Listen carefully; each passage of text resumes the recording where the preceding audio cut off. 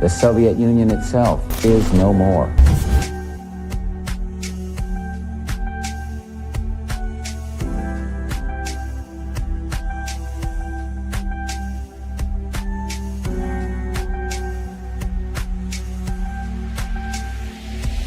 The United States military has begun strikes.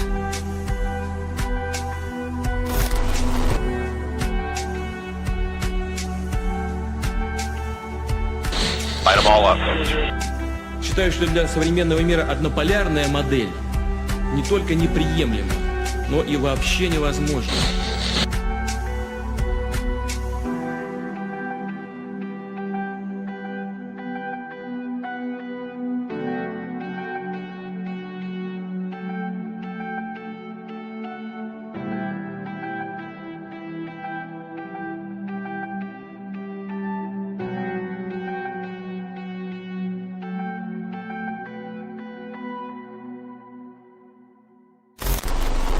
Народные республики Донбасса обратились к России с просьбой о помощи. Мною принято решение о проведении специальной военной операции.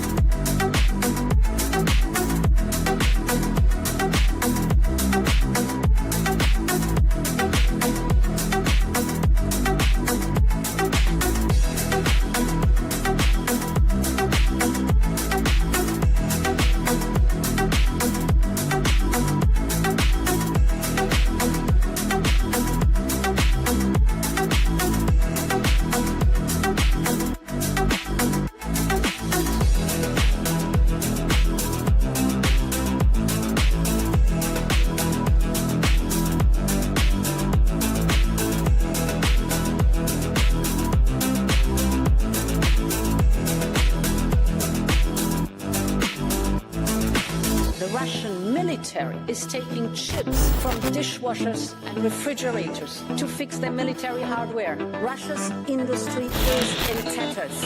Putin is now isolated from the world more than he has ever been.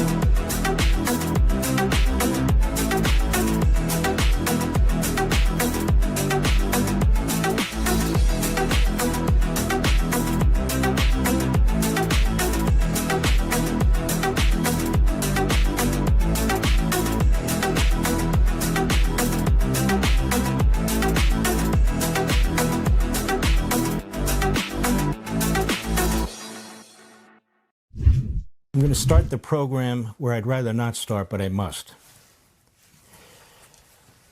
I want to say to people in and out of the administration, stop trashing, smearing, bullying the little state of Israel. Stop cozying up to and telling us that the enemy regime in Iran is now more rational, more moderate, and a regime that we can deal with. When just a few months ago they slaughtered 50,000 people, they're still hanging young people today. Fuck Israel! I want to start this episode by saying the entire thing will be bullying Israel and derivatives of Israel. Absolutely. I got my flag too. It's over there, though. I have my big flag now. I got the big one. Iran, Iran, Iran. That's right. That's right. So fun. You're in a good mood. Iran just scored, but it got called back. But it's still 0-all. Listen, we're gonna We're going to crush the Leopoldites. We're going to crush them. We remember what they did in Congo. Iran is playing fantastic this whole the tournament.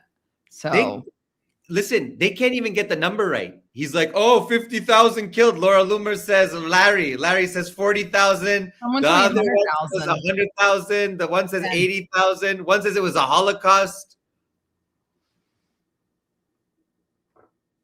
Before we get started, if you're watching on YouTube, make sure you're subscribed. If you're watching on X, give the stream a repost. If you haven't checked out our website, Substack, Telegram, Spotify, merch store, please do. I saw a lot of creators are really complaining on. I think that's so tacky that they're putting up their payouts, which is like, bitch, we've been here since 2022 before payouts were a thing. And so these people are, but you guys, if you want to support us, you can do so on Substack, and then none of it will go to Elon, or you can just go give a donation through our website. But I did jokingly post, we've always done it for the love of the game. Absolutely. I thought we're getting paid big bucks. What's going on? What's happening? What's happening? So yeah, I just wanted to make a nice joke. I feel like it's really funny that people have any expectations from what is absolutely like a psyop. Like the entirety of X is a social experiment. Why would you expect? Yeah, you would. Oh, and these are our channel members. So special thanks to all of you guys. Thank you so much for your monthly contribution to mostly Chris's travels. Which is fine with me. He gets to go with all the anxiety, and I get to stay home and live vicariously through him. But yes, thank you guys for all of your support. It really does mean a lot. We've got a fun one today. We're going to dive into the serious stuff later, obviously, with Larry Johnson. But first, we're going to try to keep it a little bit lighter. We're going to cover what is becoming, or what may be, the most important political controversy in the Western world right now, which is the battle over the reflecting pool. And we're also going to talk about Keir Starmer's maybe I think it says his timely exit. I think it's way past time for him to resign. And then later we will be joined by Larry to talk about whatever just happened in Geneva, MOU discussions. Jolani just sat down for an interview with al-Mashad. We'll be talking about all of that and the crazy messaging coming out of the Israelis when Larry comes on. So let's talk about this reflecting pool. We're going to talk about it because it's so funny to me, but it's such a distraction. So I guess I'm contributing to the distraction, but I don't know. The reflecting pool. So it all started back in 1922 when the United States decided to build a pool in front of the Lincoln Memorial, which is normal and good. But the Lincoln Memorial reflecting pool was built on dredged marshland from the Potomac River with no support structure underneath. So it's basically just a bathtub sitting on a swamp.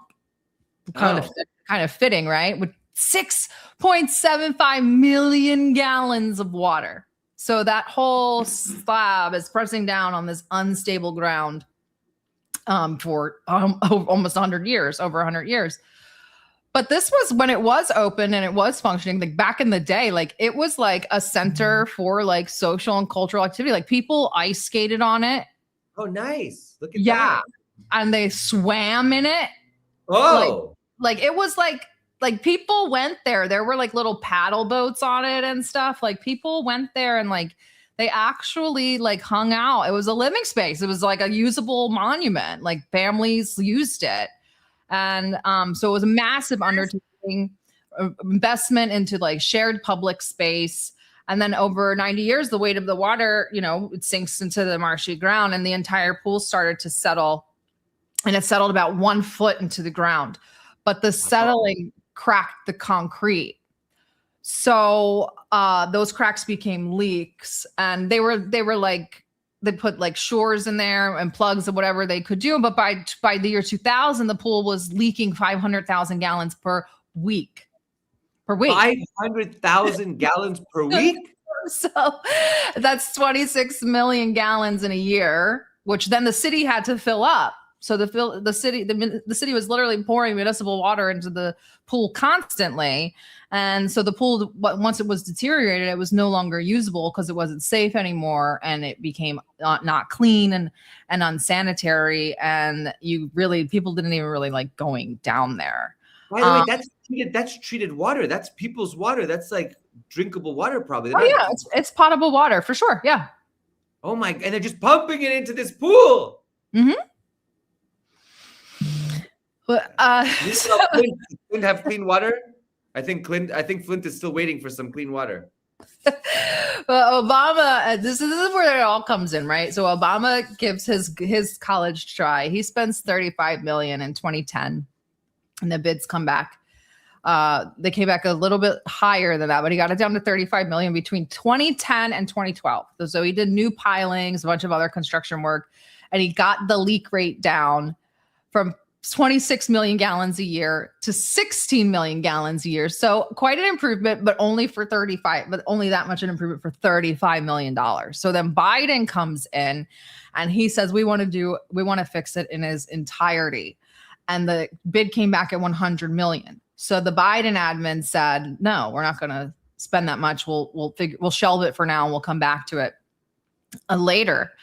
So Trump did inherit a problem with an initial bid of 100 million to actually solve. But Trump, in his Trumpianism, Trumpistian ways, I don't know what Trumpian ways. He goes, I'll fix it. And he literally said, I can fix this. I'll do it for the 250th birthday on July 4th. That's my deadline. So Trump's solution, he gets an estimate of 1.8 million, which, first of all, shouldn't that give you pause if we got an estimate of 100 million from Biden's admin and now we're at 1.8? All right.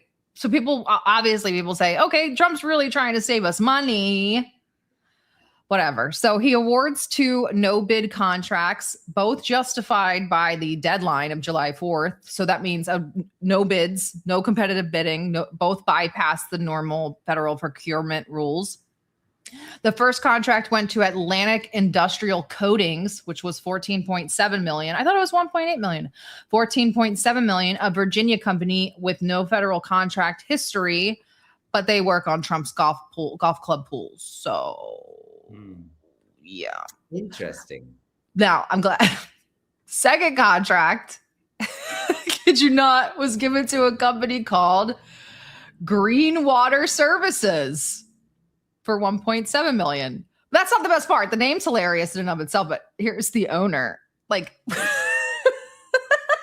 who in the hell is that? First of all, he looks like he came out of Goodfellas. He looks, I'm like, hey, put your name on the check or your brains will be. Something like that. Like, or he could be in the Sopranos, one of these fat guys. Hey, where's the pizza dish? Where's the, gabagool? He looks like a Batman villain. I feel like I'm in a comic strip. So it's John Cafaro. Of course, he's Italian. John Cafaro, Trump donor.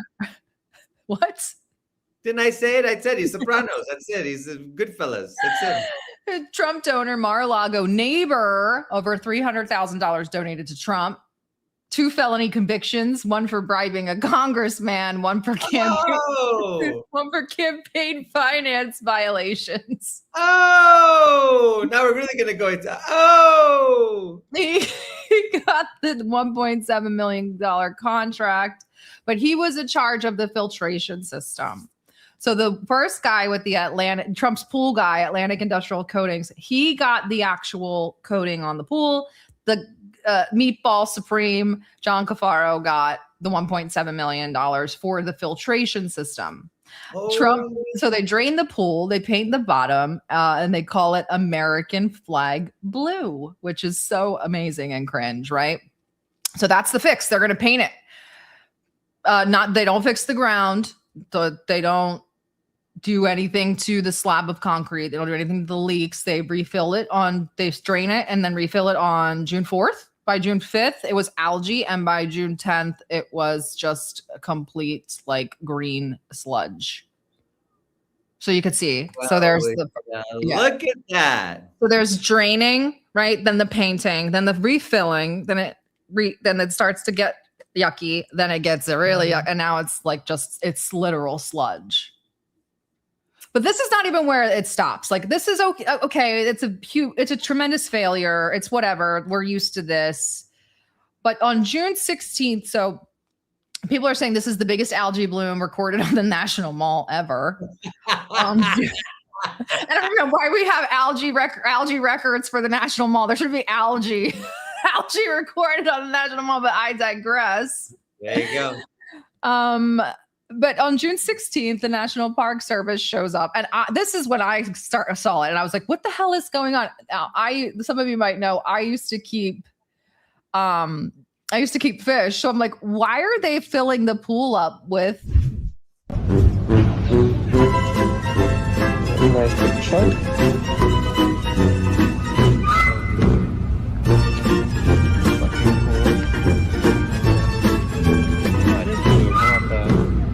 Paint, it's peeling away.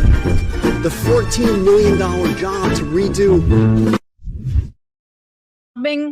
Gallon jugs of hydrogen peroxide into a leaking bathtub. They're gallon jugs. What do we... So then people start saying, listen, now there's a half-life of certain compounds in hydrogen peroxide, especially when you're trying to kill algae. And once you kill the algae, once it hits the algae and kills it, that hydrogen peroxide is rendered like inert, no longer kills any more algae. It doesn't like precipitate through the water. So that's why no, look. The paint peeled up only around the edges. Since the hydrogen peroxide or the algae came up only around the edges because the hydrogen peroxide didn't go throughout the pool. So in the center of the bottom row, you can see the center still has all the algae. the border doesn't have any algae on it. So that's what happened. God, what?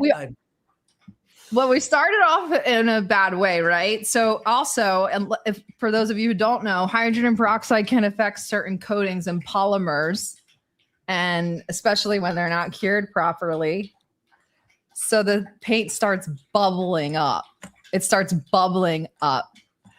So it's really like, so it's like a mixture here.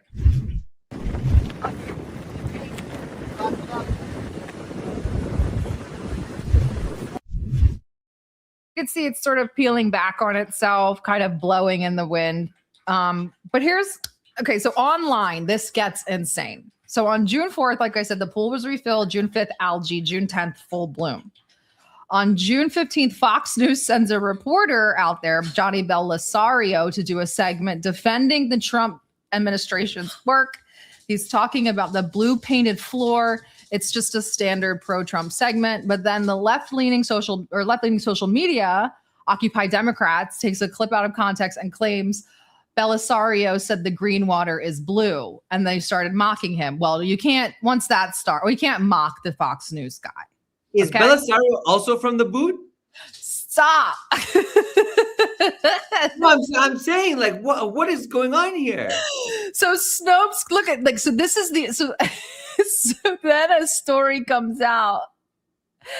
And a Fox News reporter tries to argue that green is blue in a stunningly stupid attempt to defend Trump. Snopes has to step in and fact check this and say he was never saying the water was blue. He was talking about the painted floor. But by then, the left and the right are ready to claw each other's eyes out. So we get to watch the hilarity that ensues. And people like Grant Stinchfield go down to the pool and say, you know, this pool is being sabotaged or something. They're dumping algae into the pool. They're starting to say that Antifa and leftists are coming in with algae spores and dumping them into the pool. There was another theory that they were dumping fertilizers into the pool because phosphates will increase algae. Don't they have cameras around this whole pool? This is the most surveilled city in the world, except for maybe Tel Aviv. Like, this is what? This is the most surveilled city in the world. Like, no joke. For the geeks out there, they'll know the meme. To video. I want to see the video. So I don't believe it. They're mocking the Fox News for saying the water is blue when it's green, when Early's talking about, I don't even know what the hell is happening. But then a satire's website makes a grave mistake. They post this story that says Antifa operatives were arrested for dumping algae into the reflecting pool. It was a satire. This screenshot is from Yahoo, but the satire site took it down because people took it seriously and started attacking the left and demanding arrests. So the satire story. So by June 20th, you've got days of online fighting. Left is saying Trump failed. Right is saying it's sabotage. Satire is being treated as real. Legitimate criticism of the contractor's corruption is getting completely buried. It's total madness. And then Trump posts this. Just insane. Many additional people have been arrested. Like, it's just bonkers. Like, they took some knife or blade, they sliced it. How do you slice paint? I don't know. They put a 200. Look at this. They took some form of knife or blade and put a 250 long gash into the beautiful facade of what took so much work, competence, and money to build and complete, and poured corrosive and destructive chemicals into the pool. And no one saw this. What are you going to say? Literally, we are talking about a swamp. You're getting there. You get it. But wait, it gets even better. So what did we do? Everybody's arguing. If you go look at don't look anymore. It's died down. But yesterday, the comment sections were insane. They're ready to kill each other over a reflecting pool. Check this out. This is last night.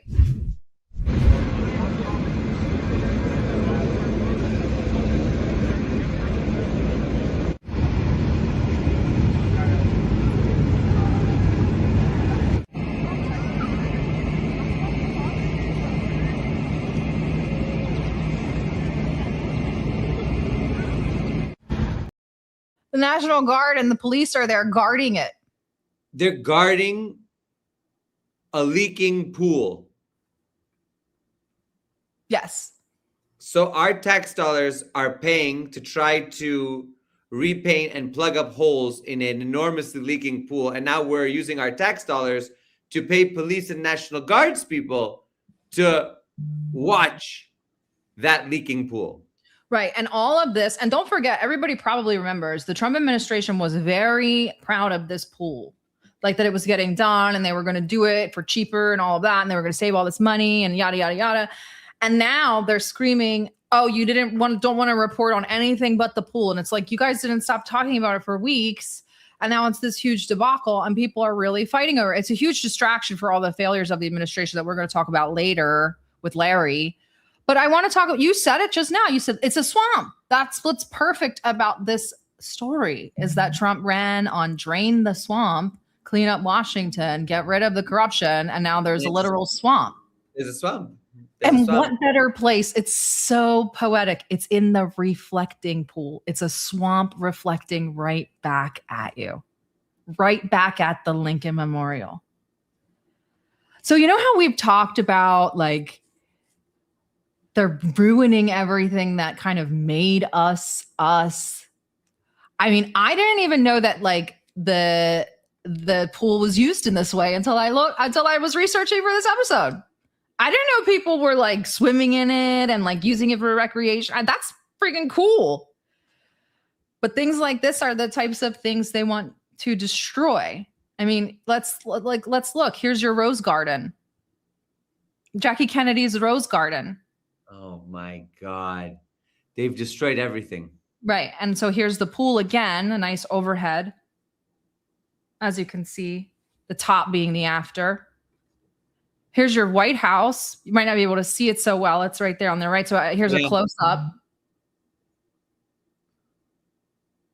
You have to stop and ask. Also, the lawn is destroyed. I didn't put a picture of that, but the lawn is destroyed from the UFC fight and the pre-fight and all that.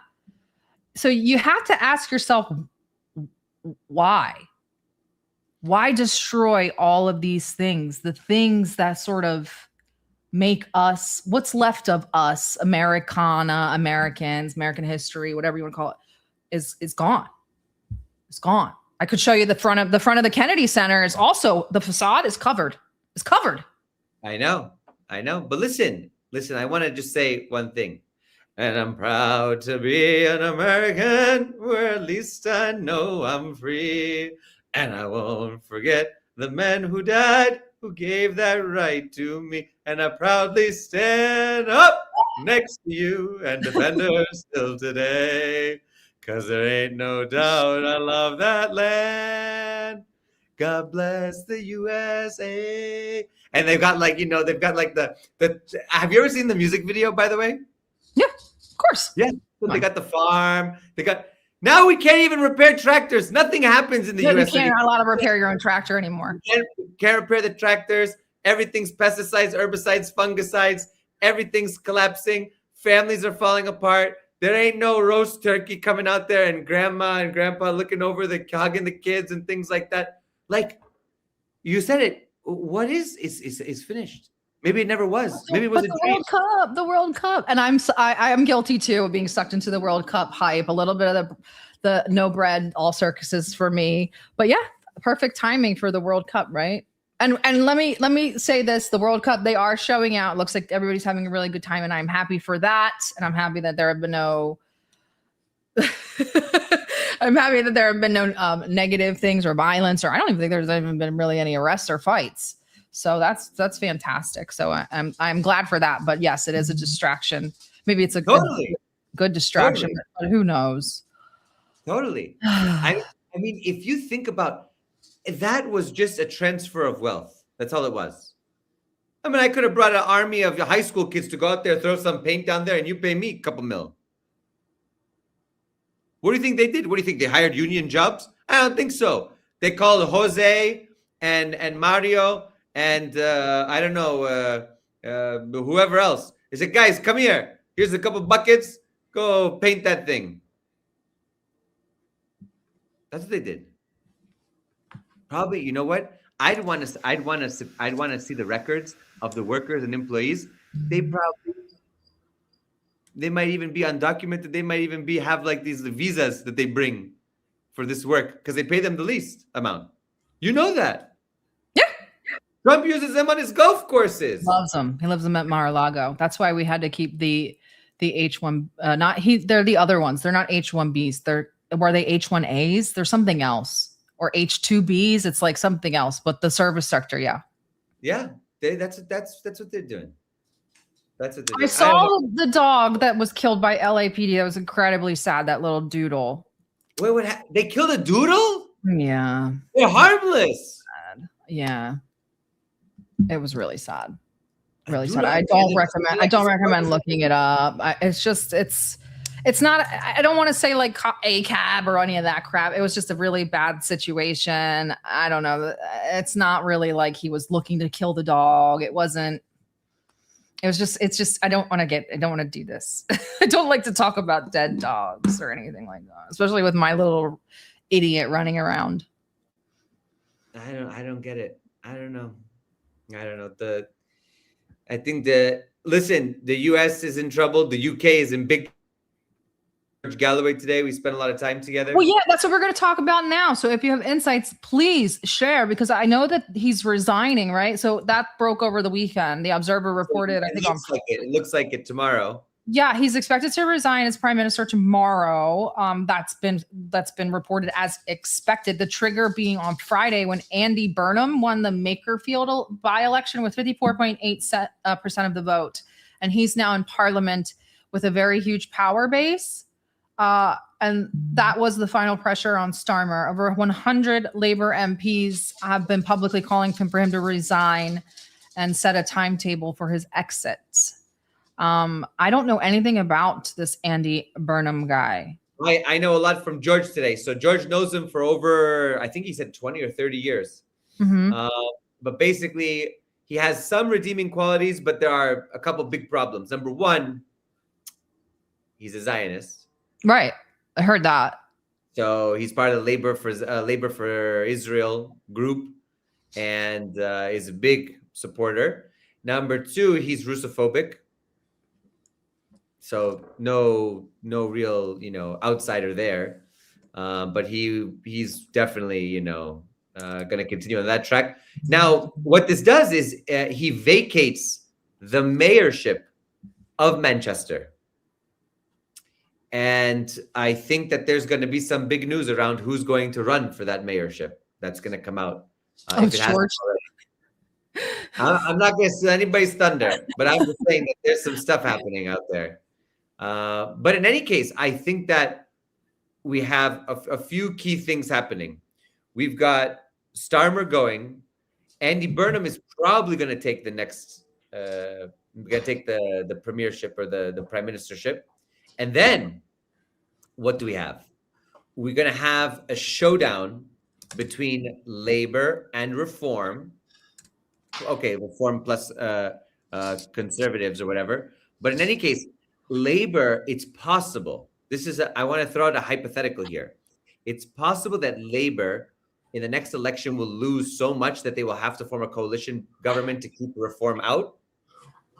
And they could form a coalition government with the Scottish Nationalists, the Welsh Nationalists, the Liberal Democratic Party, and the Greens.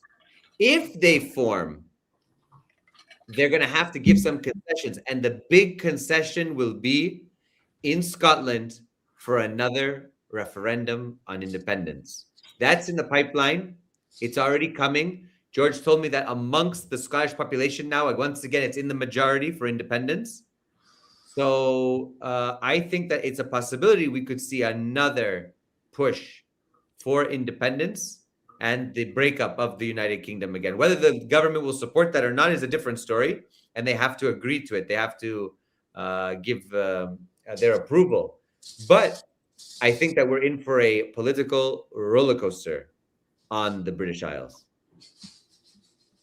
Well, is this like for the UK? Is this like a one step forward, two steps back sort of thing? Like, thankfully, Keir Starmer's gone, but this guy doesn't sound like much of an improvement. Though, when I was researching, it was saying he did support statehood for Palestine. He promised a clear stance on Israel-Palestine going forward, and a Jewish news. This doesn't mean anything, but Jewish news sources say he's likely to take a tougher line than Starmer on Gaza.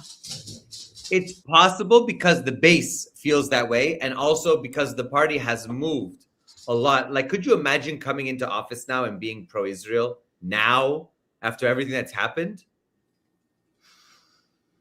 I don't know what are the Brits doing? Like, I don't know what are the British people thinking? Is what I think as you can see, a lot of people in Britain, especially Labour people who've now left or are in resistance, as well as people in the Workers' Party of Britain, which is George Galloway's party, and others, they are obviously very much supportive of Palestine and Palestinian rights. And we should know this: the British mandate of Palestine that existed prior to the creation of the State of Israel, the soldiers who fought there said that the Jews were the biggest terrorists and the worst of the worst. Imagine, they had nothing but the best to say more often than not on the Arabs. But because the State of Israel was born via Zionist, really Jewish supremacist organizations that committed terrorism against the British soldiers, like the King David Hotel bombing, and assassinations, even assassinations of people who saved Jews during the Holocaust, but were not Zionists. I'm gonna make a post about this because I learned some facts today. I was floored. I didn't really realize it. But one thing that I heard from George back in 2019 during the Great March of Return was a lot of veterans wrote their memoirs and spoke about how violent and barbaric the Zionist organizations were in terms of their terrorism, and sadistic, which we now know, by the way. We confirmed that with a lot of documentaries and things like that. So British public has an idea of what Israel is, of course, because once again, this was a former colony. But I think that the needle everywhere is moving on Israel. There's no doubt about that. The winds have changed, and I think Israel is more a pariah than it ever has been in its history. So that's where it's going. For a lot of the world, for sure. I mean, if you look at it, who is the only one supporting Israel? I mean, before Israel would get, if you look at the votes in the UN over time, the votes are slowly constricting on Israel. Public opinion is shifting on Israel. You know, that's just a fact. You know. Yeah, but the UN is rendered almost useless. We can see your comments. You're not shadow banned. Don't worry. I got you. But yeah, like then the UN is the UN is useless. I'm just talking about you're talking about the sentiment overall. Yes, they can't do shit. Of course not. If Israel's gonna cease to exist, it's gonna cease to exist from internal pressure. The fighting between the Chabad and this sector and that sector of the society and this one and that one, that's what's gonna change it. You know, secular, religious, who knows? I should have uploaded it. Maybe the producer could grab it. But Danny Danon has been going nuts. Haven't you seen him did you see that? Yeah. That was like, excuse me. Yeah. Absolutely insane at the UN. That's because the report, and I think we touched on it here, but we didn't want to get too far into it just because of how harrowing it is. But the report from the New York Times, all three of those reports. So there's 2 reports done through actual inquiries, and then there was the report done by the New York Times. So 2 done by commissions, and then 1 by the New York Times, and also corroborated by those commissions. Those were the stories about what was going on in Israel at the prisons and with the dogs and so on and so forth. Well, those have made it all the way up to the UN, and Israel was placed on a blacklist for sexual crimes during war. And so, I mean, but why that reaction from it? Why does he, I don't know. Do we have that video, by the way? I don't know. Let's see if we can play it. Hold on. It might be here. I can get it for us real quick here. Hold on. Give me a second. I can download it here. Hold on. Yeah, he was talking to Representatives Vanessa Frazier. Here we go. I got it right here. Okay. The so-called UN experts. Hold on. I'm coming here. Oh my God, I hate hearing his voice, but we have to. What can we do? All right, here we go. Uploading now. That's so fun. Oh my God, you did it? I did it. Of course. No you way. think I'm technically inept? Yeah, I did. Wait, what? Of course. Really? Yeah, 100%. Why do you think that? Oh my God! We literally asked for the video. The producer sends me a picture of a bar, weight bar, and he's like, "Play the video on X." I'm working out. It's loading. Hold on, it's almost up. I'm working. Oh no! Yeah, wrong threat. Okay, I don't have the video. It's almost there. It's loading. I mean, the circle's going. You should have let me do it. Your Russian internet doesn't work very well. Excuse me. No speaking negatively about. Yeah, can't talk about the Russia. What's going on in Russia anyway? Here we go. Hold that thought. The so-called UN experts who bully, pressure, and smear. You caved to the pressure. You caved to the Secretary General's obsession with targeting Israel. And I'm sorry, but I have to make a point. I have to make a point of order. You will be quiet because this is what the chair should be doing. You spoke. I make a point of order. They should not be personal. It should not be personal. You part of the bullying. I have a point of order. Shame on you. I have a point of order. You spoke. I will not walk out. You walk out. We have verified evidence. You part of this. This is a point of order. You part of this obsession. No personal You attack. part of this obsession. No personal.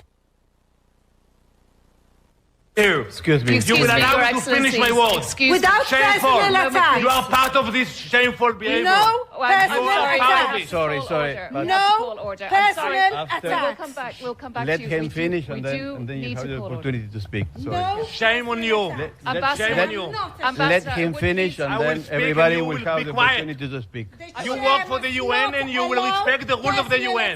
Respect the rules of the UN. Ambassador, You will not allow you to bully us. We are a member state and you work for the UN and you will be quiet now. You will be quiet. Shameful. Excuse me, You excuse and me. your shameful Can you- reports. I'm sorry.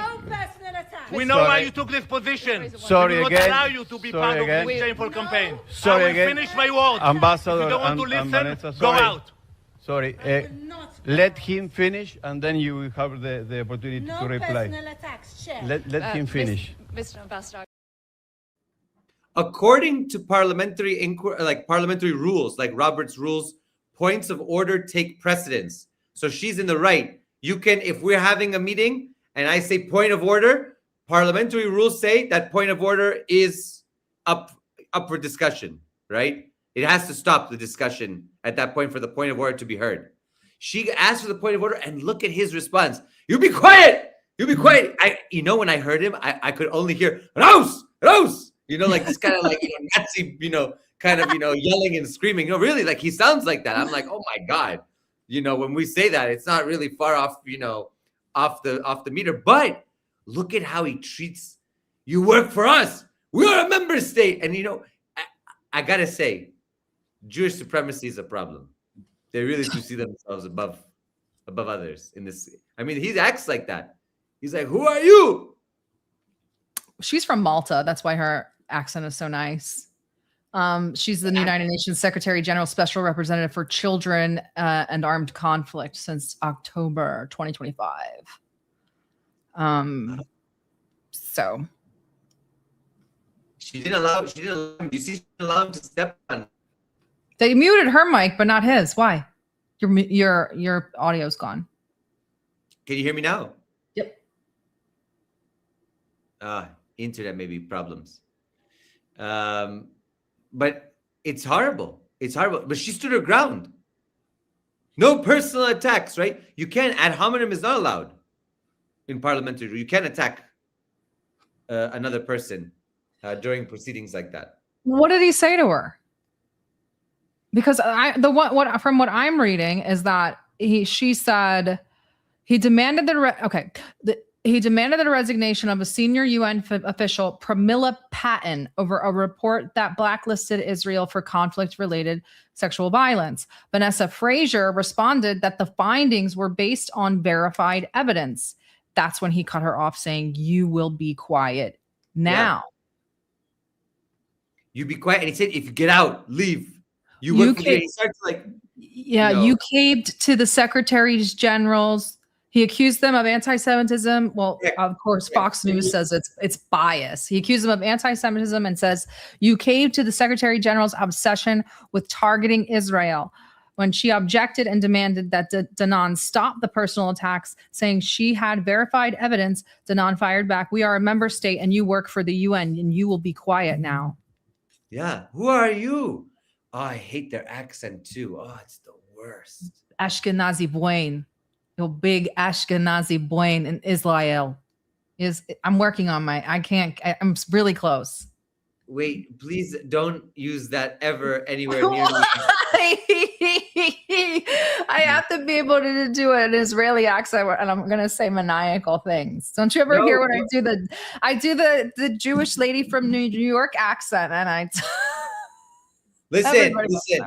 After you remember the famous speech of Hugo Chavez? The sulfur one? Sulfur. After seeing his ugly face, his satanic face, we gotta cleanse it. We're gonna cleanse the stream. I have a baby Palestine flag. There you go. Yes, there we go. Yeah. There we go. We cleanse the stream. I feel much better now. Well, Larry got the link, so he'll be here any minute. But while we're waiting for Larry, why don't you give us a little bit of a lowdown about what's going on with Russia? We talked about Lukashenko, they're still going back and forth. I believe Zelensky threatened him again today. Let me find what he just said. It was just before we started the stream. He said, Belarus must dismantle the relay stations used for Russian drones within a week, or he will strike them. He stated that if Lukashenko doesn't remove the relays within a week, Ukraine will remove them itself, adding that he had explained to Lukashenko that step one is no technical support for Russian relay stations. Is this even a thing? Do they even have that? Does that even exist? I mean, according to Zelensky, it exists. As far as I know, I don't know of any of these relay stations. This is just an excuse, I think, to expand the war into Belarus. Right. And also, well, like I said, and I'll recap for you guys, we had that attack on the Belarusian school children earlier this week, which I still think that there were no fatalities from the children. The chaperone did pass away, unfortunately, and that was coming after. What? Who was pregnant? Yes, she was pregnant. Oh my God, I think her twins were even with her. I think they were with her on the bus. Yes. It's and the husband, her husband is a sports coach at the school where the children were from. Wasn't she pregnant with twins? No, she has twins and she's pregnant with another one. Oh, no, I don't know about if they were another set of twins, but she has an alive yeah, she has a set of twins. Wow. And so that came after Lukashenko's comments saying, we talk about the Holocaust, what Holocaust? And then he said the things about you're killing everybody in Gaza, especially the women and children.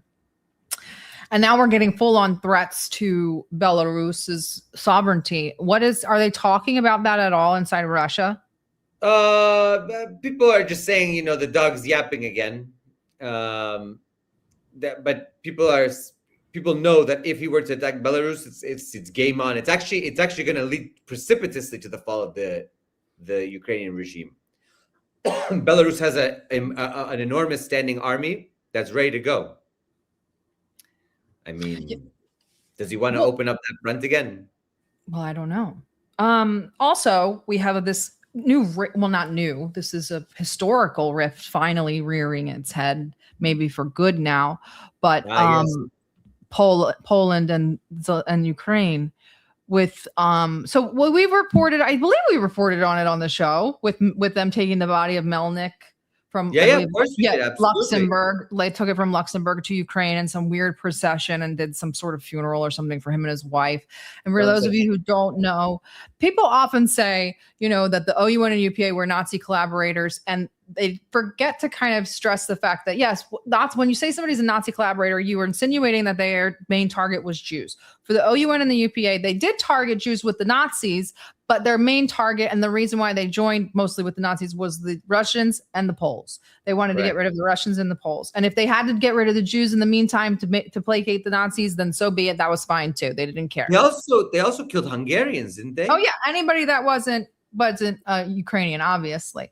And so that's obviously in Western Ukraine in the Galicia, Volyn area. And so Melnik, and obviously you guys might recognize the name Bandera, were involved in the massacres of Poles. You guys, again, you can watch the movie Volyn. It's free on YouTube. Really good movie. That Ukraine got banned in the EU. So it's probably true. So why was Zelensky even awarded? He was awarded this, maybe the EU pressured him, or maybe it was just the shit libid regime that's heading Poland right now, but he was awarded the highest order in Poland for a non-Polish person is the Order of the White Eagle. Correct. So it's normal diplomatic protocol that visiting heads of states are awarded the highest rank of the highest order of a country when they make a state visit, or if they have good bilateral relations and there is an exchange with that leader. So, for example, Putin visits China. China gives him the highest state friendship order, vice versa to Xi Jinping with I think it was the Order of St. Andrew. Ambassadors, remember the ambassador from Iran who got the Order of Pius, right? Which is the highest order for the Vatican. Same thing holds true there. So it's just a common diplomatic courtesy, right? That's why he was given it. And then, of course, it's whenever there's a falling out, just like when the Syrian regime change operation happened, the so-called Syrian civil war, France withdrew its recognition and terminated Bashar al-Assad's Legion, I think the French Legion of Honor. Yeah. So they use it. And also the Queen of England, Queen Elizabeth II, revoked all of the British orders that were bestowed on Idi Amin in Uganda. Also Gaddafi as well, I believe there was a revocation of some of his orders after Lockerbie and other moments. So these are used as political and diplomatic tools, just like honorary doctorates. Yes. Right. So, for example, the Turkish foreign minister was in Russia just last week at MGIMO, and they gave him an honorary doctorate.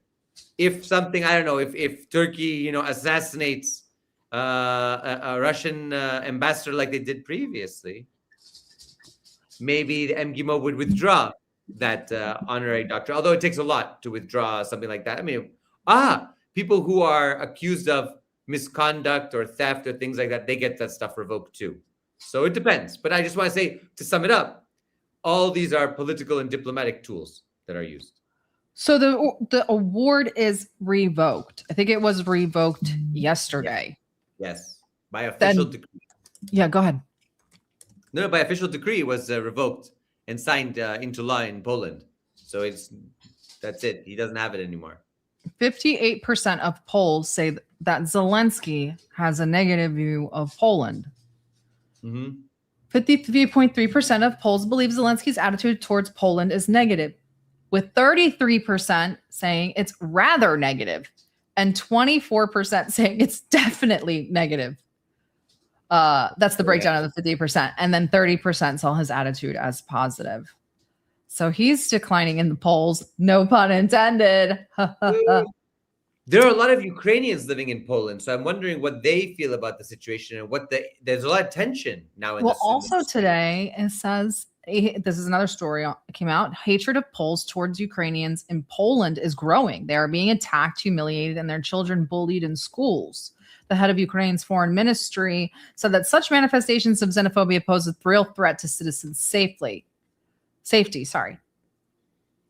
Well, and that I should have uploaded the photo. Did you know that when Zelensky sent the award back, because he was asked to send it back, he sent it by regular mail? I saw the pictures. I was what a cheap.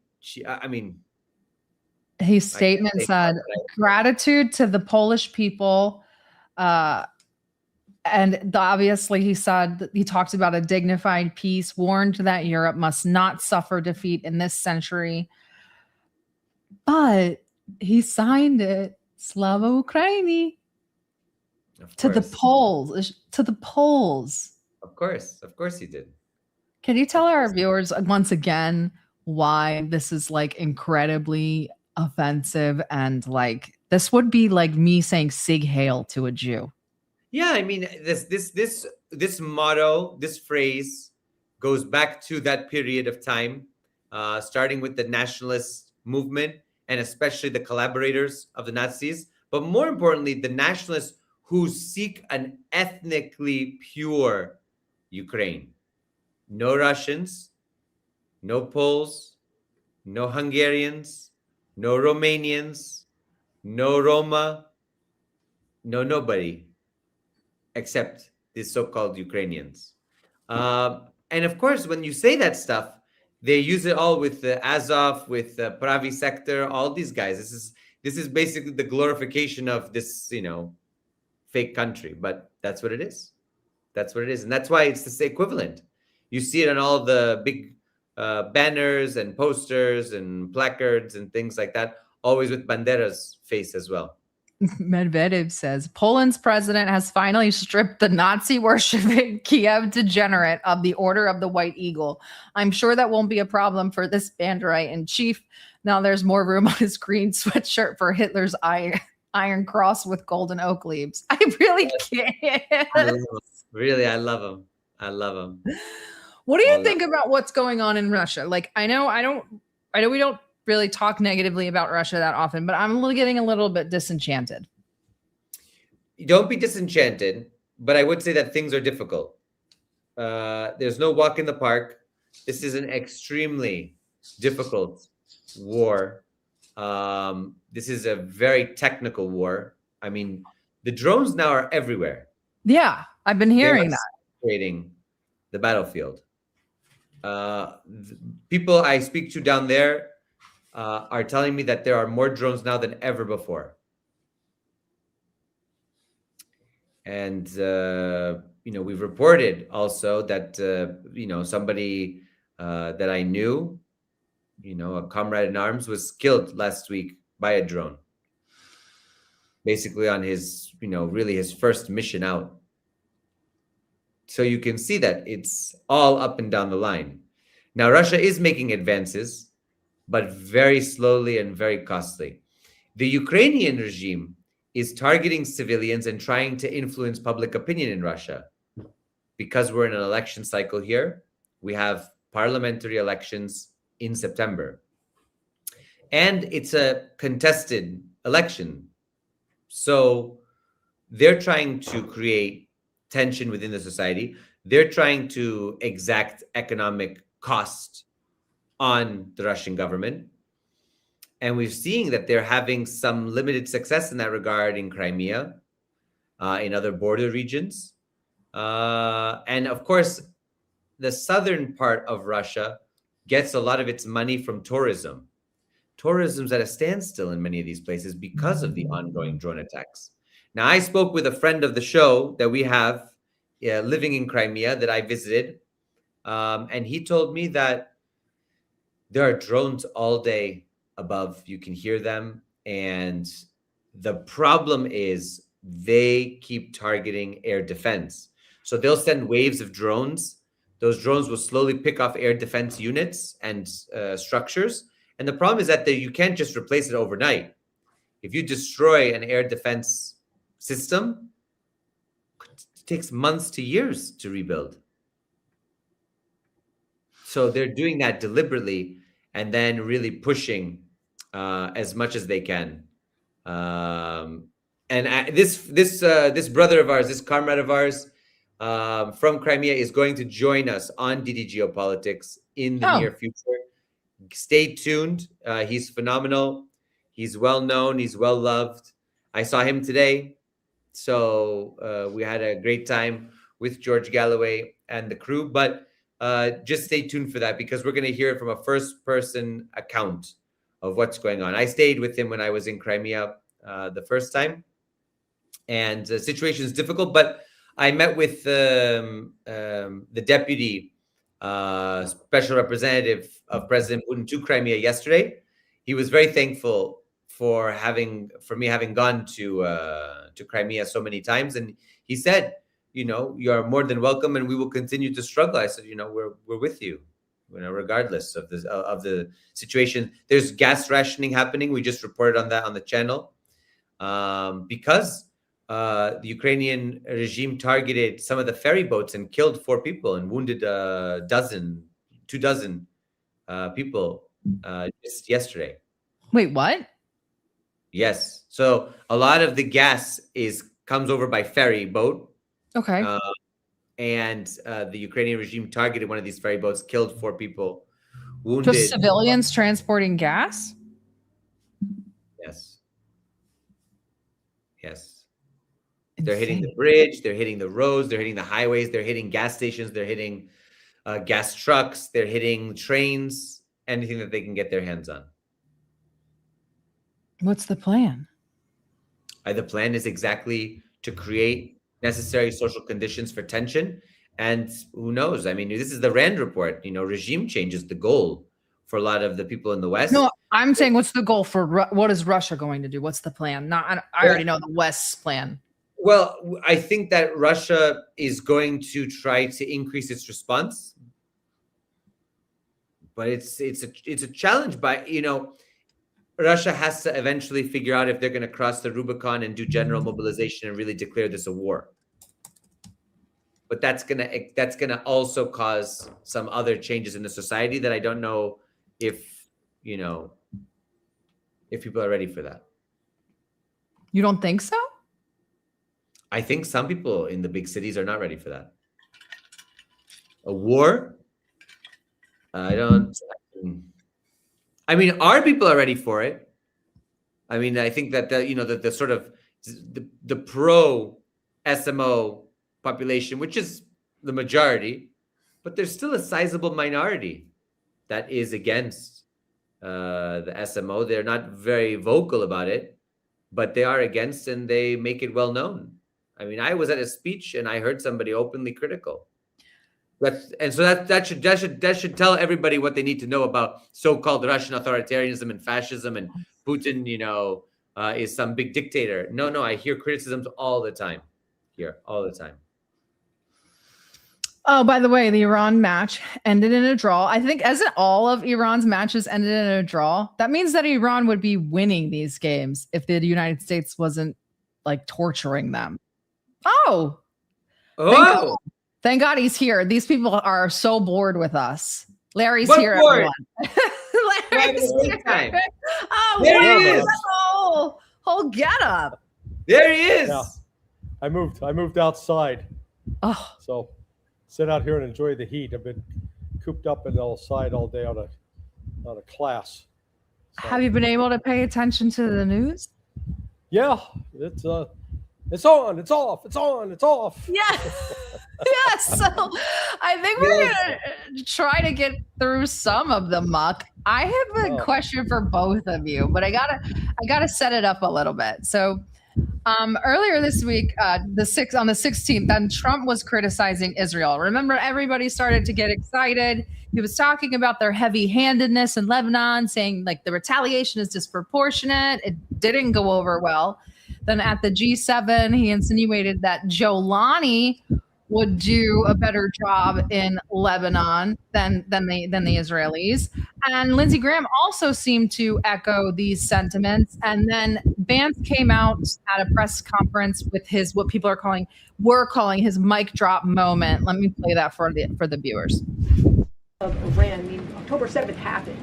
And if there's concern that perhaps Hezbollah could end up doing some sort of attack on that scale, then how exactly are we talking about the reaction from the United States? If we're talking about perhaps a humongous scale attack that actually could happen, are we waiting for that type of attack?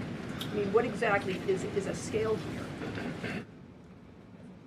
Sorry, you said what exactly is a scale? Yeah, well, I mean, like, what type of attack would it take to actually get a reaction from the United States?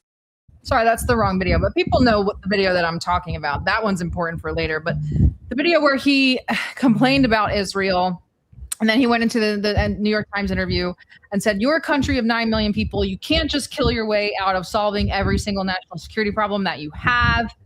Then on the next day, he did another interview. He's doing a book tour for his book called Communion. And he said, if everything is Jew hate, then nothing is Jew hate, which obviously did not go over well at all. Today, he's snubbed.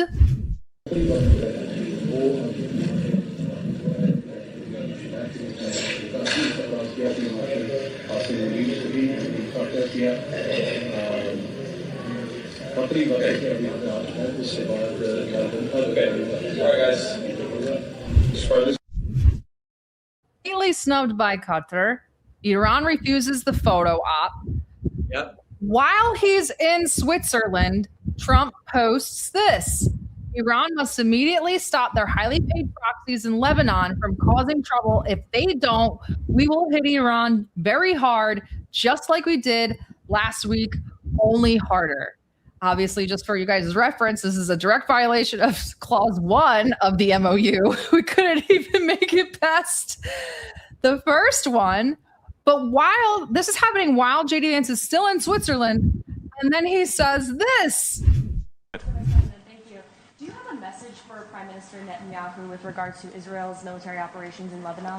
Well, first of all, we've seen great progress over the last just couple of days in ensuring that the ceasefire holds in Lebanon. These things are always a little bit messy. If you go back to how much was happening 3 months ago and compare it to 3 weeks ago, great progress has been made. If you go back to 3 weeks ago to 3 days ago, additional progress has been made. The president has committed. Progress. I feel good. And then simultaneously, Trump's bulldog, Lindsey Graham, who earlier this week seemed to be on the same page with Trump about the heavy-handedness of Israel, is now on the same page with Trump's tweet against Lebanon. Let's try a diplomatic solution. I think it's going to fail. What happens next? I spent 4.5 hours with President Trump Friday. Here's what I think will happen next. If this deal fails, President Trump is going to take the Strait of Hormuz over by force. The United States will control the Strait of Hormuz. We'll charge a fee for all those who go through to pay for the operation. And we're going to expand the Abraham Accords in calendar year 2026. We're going to get Saudi Arabia to join the Abraham Accords, and which is the biggest change in 5,000 years in the Mideast. And if Iran contests control of the Strait of Hormuz by the United States, we will obliterate them. So to all the people listening, if this diplomatic effort fails, President Trump is going to take the Strait of Hormuz. Yeah. We're going to run it. We're going to try to get Saudi Arabia to join the Abraham Accords to end the Arab-Israeli conflict in 2026. And if Iran continues to attack Israel and Lebanon, the new policy will be we'll hit Iran. So to the Iranians, if you're listening, when you use Hezbollah to attack Israel, I think the new policy will be we will attack Iran. A little switcheroo or a little projection. What are your thoughts on all of this? I said, wow, they're just taking Iran's words and reversing them to attach these two fronts. But I also see there's a bit of hanging JD Vance out to dry. Earlier this week, people got ahead of themselves, got very excited. Oh, they're turning on Israel. Of course, Chris and I were like, not so fast. But now it's clear that maybe JD Vance didn't get the memo that we're turning back to not turning back on Israel. So what do you think of all of this? Strategic petroleum reserve is what I think. And people go, okay, what the hell does that have to do with what's going on in Switzerland or what's going on in Iran?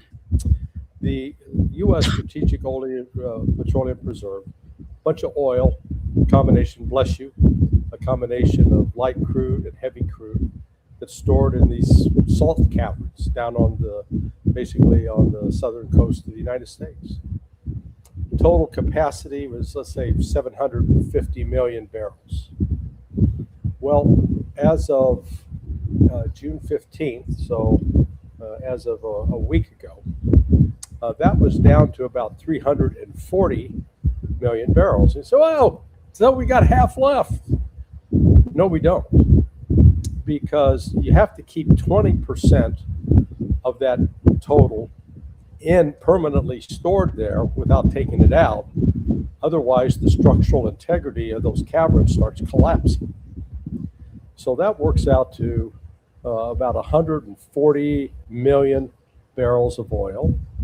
Subtract that from 340, we get 200 million barrels of oil. And you go, oh, well, great. How much does the United States use on a daily basis? We use 20 million barrels. So in other words, we got 10 days, it's actually it's closer to 8 days of supply left, just if we used it at the 20 million level. But it appears we've been drawing it out at 16 million barrels a week. So, you know, we might be able to extend it to 18 days. Remember, Donald Trump himself said at the G7 that we got like 4 weeks left. Well, he wasn't lying. He's right. But here's the real problem.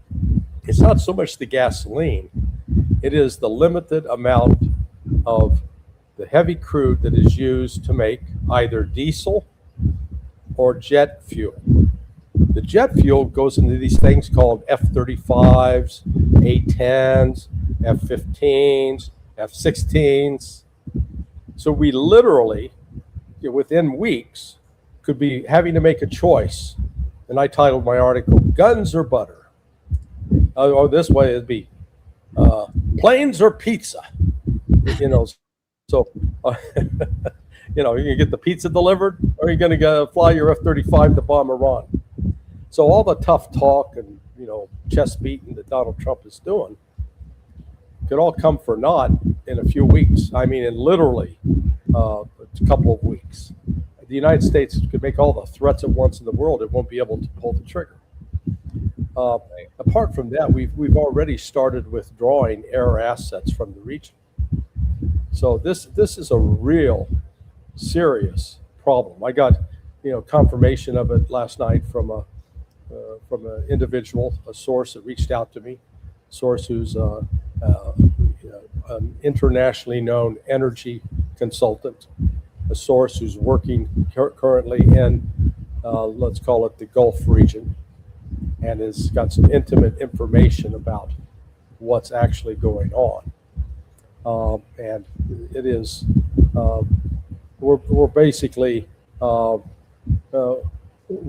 we're screwed is the kindest way to put it, the most polite, perhaps semi-polite way to put it. So that comes back to all this posturing, all this back and forth.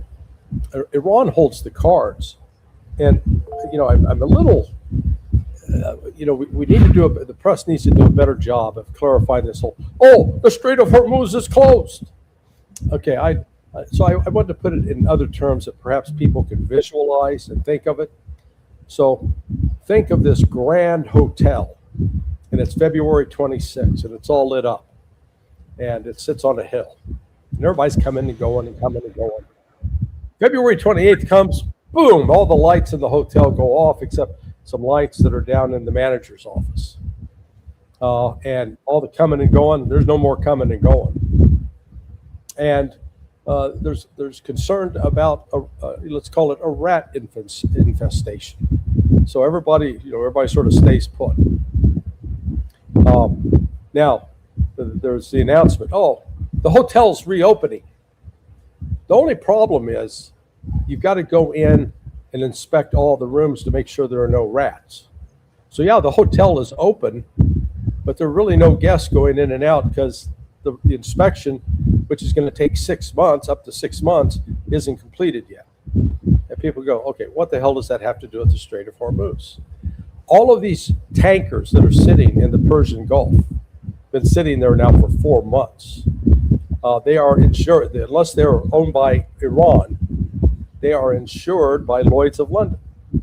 And Lloyd's of London says, you ain't selling anywhere with our insurance unless we're sure that there are no more mines floating there in the Persian Gulf.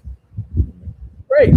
That's just a simple matter of clearing it up. Yeah, Pentagon testified before Congress in April and said, yeah, it'll take us up to 6 months to clear the strait. And the way the insurance industry reacts is, great, let us know when it's clear, then we can start green lighting ships to go. So even though they opened the straits the other day, the only ships that were moving were Iranian ships, maybe a few from Iraq. But, you know, I'll call it a faux opening. It's an opening in words only, but it's not backed up by actual movement of ships because of the mine situation and the need to demine. Sorry for the long explanation, but, you know, that puts all this, I think, into perspective. Larry, it's very windy at your house. Yeah. Is it? Let me see if this damn microphone. I think you need to put voice isolation. No, it should be. Yeah, that shouldn't. I think I've got. If it's on the computer, that's. There you go. Okay, let's fix this. Go ahead. Let's get us out. Better. Thank you. Very good. Thank you, Larry. There we go. Yeah. Okay. Yeah. Somebody said Larry needs a windsock. No, he had the wrong mic. Yeah. Well, it's StreamYard. I have it's supposed to default to the earphones, and then it says it's on there, but it was on the computer. No worries. No worries. Yeah. No worries. All right. I do want to ask you both about what you think about this sort of turn, like the anti-Israel stuff from Trump and friends this week did have real world effects. I mean, the polls in Israel swung all the way in the opposite direction. I think 46 points in the opposite direction for Trump, bringing him down to his lowest approval rating, I think, ever, or at least since 2023 genocide began. And so that has other repercussions in and of itself. Why do you think that they went so hard this time why do you think Trump specifically went so hard this time against Israel? Just for the feels, for the vibes? No, I think it was a week ago that, when he signed off on, this last Monday, that he signed off on the memorandum. And that's because, I don't know if it was Chris White or Chris Wright or someone in the intelligence community came in to say, the economy is completely screwed. We're dead. You got to get this reopened. We don't have alternatives. And, people say, oh, you're being a Cassandra, you made warnings before, nothing's come of it. I just, I don't make up the numbers. The numbers are what the numbers are. The administration has been actively drawing down the Strategic Petroleum Reserve in order to suppress gasoline prices in the United States. But there is not some magical alternative supply of diesel. And the heavy oil needed to make diesel is largely tied up right now in the Persian Gulf and is not coming out of the Persian Gulf. What is coming out is going largely to China, not the United States and not Europe. Europe is in equally dire straits. So, I think Trump may have finally recognized that he had that Bibi was the problem here. But it's actually Bibi's not the problem, because Bibi goes away. You still got Naftali Bennett, who's on the supposedly a leftist liberal kind of guy. And he's talking about he's going to be more of a nightmare for Iran than Bibi Netanyahu. Mm-hmm. Oh my God. So, and he said he wants to do full siege warfare on Gaza. He's ready for full war against Iran by 2027. So you're getting at exactly what one of my fears were. We were spitballing and brainstorming kind of all week about this messaging. And I said the same thing. I said, maybe they're just going to try to scapegoat Bibi. Bibi was the problem. If we can get rid of him and we could continue on with a new Israel. Yeah. Very interesting that when Vance was kind of saying against, oh, here we go. I have the clip. Sorry, you said what exactly is the scale? Yeah. Well, I mean, like, what type of attack? No, I don't. Anyway, he does say that the Israeli cabinet is attacking Trump, and he specifically calls out the Israeli cabinet. It's very interesting that it's specifically the Israeli cabinet. The problem is the cabinet. The problem is their comments. The problem is the messaging. And then, interestingly enough, Mike Huckabee says this today. The president says things to people, and he says things to the world.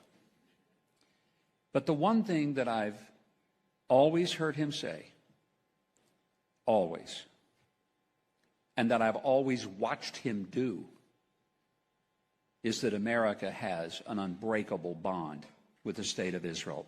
And I trust that he means what he says.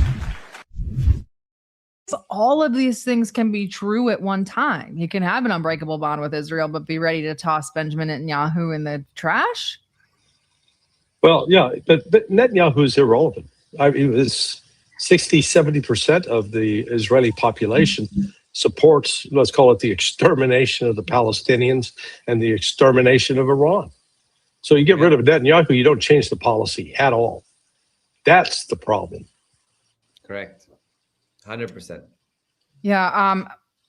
This is interesting, like the differentiation between, if we can have Naftali Bennett. Even Naftali Bennett says it. He says the best thing that our enemies did was leave Benjamin Netanyahu in charge, or the best thing we did for our enemies was leave Benjamin Netanyahu in charge because we're on a collision course to collapse, kind of presenting himself as like the only sort of savior of Israel. But anyway, so all of this is going on. Oh, go ahead. Sorry. No, I want to see the Israelis carry out the threat to attack Iranian oil infrastructure. Go ahead, do it. Because Iran will turn around and attack Israeli oil infrastructure. The difference is Iran is 80 times the size of Israel. Iran's got multiple refineries, multiple energy, if you will, targets. Israel's only got like 2. So talk about all Iran has to do is concentrate fire on those 2, and then all of a sudden, Israel is out of fuel, out of energy. Yep. That's why I say, okay, keep talking stupid. Go ahead, act on it. See what happens.